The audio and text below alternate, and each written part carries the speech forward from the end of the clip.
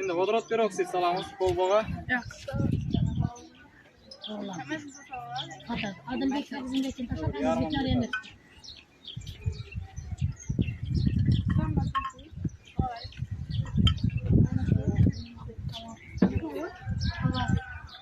Xo'p, endi ustidan oddiy posadaga.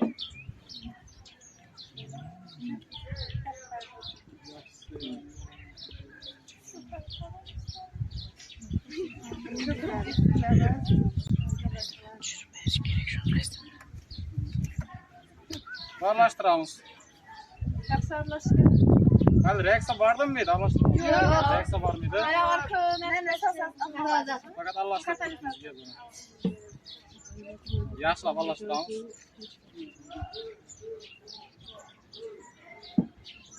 Va ustidan kaliyodek eritmasini solamiz. Tayyormizmi? 1 2 3 Chetrak turinglar. Chetrak turinglar.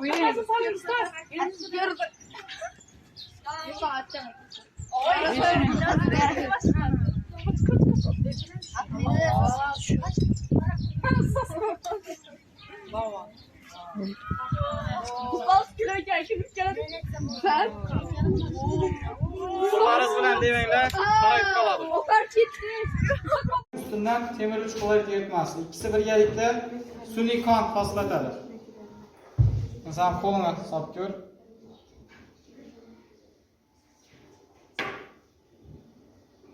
Ustingga deymasin. Bo'ldi, tozalab. Asetonlangan nitrat kislota.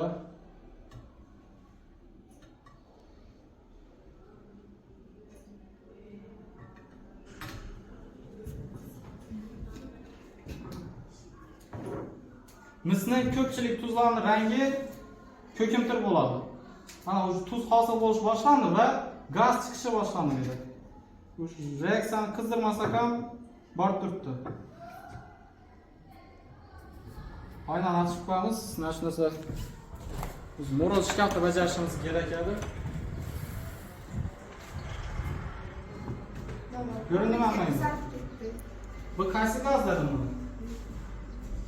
Reaksiyadagi NO2 azot 4 oksidi. Buni yana bir nomi bor. Tulkining do'mi deb aytiladi. Tulkining do'mi rangi chiqib bo'ladi. Sarg'ish, qizg'ish simon bo'ladi. O'rgan xuddi shuningdek gazimiz bor, chiqib turadi. İkinci namdır. Azot 4 oksidi deyiladi va tulkining do'mi degan nomni beradi. Pastindagi tuzimiz mis nitrat tuzi hosil bo'lgan. Yana ko'rdingizlar, mis granullar soldim va kislota soldim fakat. Agar qizdirsak, yanada tez bo'ladi reaksiyamiz.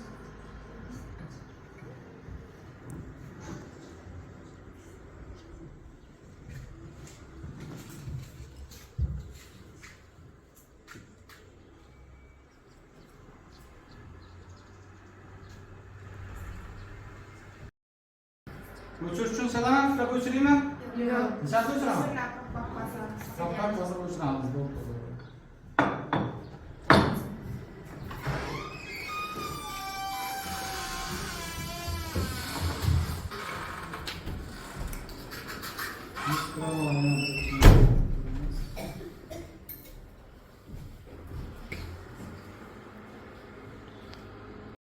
Kök yashil kök bo'ladi, mo'y simon bo'ladi. Agar suyultirilgan olib qoladigan bo'lsak, qaysi gaz chiqadi? NO chiqadi. Va uni bajarib ko'rsak bo'ladi, faqat kislotani suyultirishimiz kerak bo'ladi.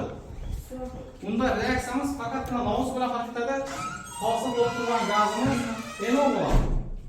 Lekin shu jarayon ketaveradi. Sarg'ish gaz chiqadi va yana shuningdek tuz hosil bo'ladi. Suv chiqadi, to'g'ri aytdi. Nega chiqdi suv? Yo'q, Suv eritmada qoladi. Va bu NO, ya'ni azot 2 oksidi, yana havoda kislorod va bilasizlar, qayta oksidlanib NO2 ga o'tadi. Mana yaxshi ko'ringlar. Mis tuzi. O'chirib turadi.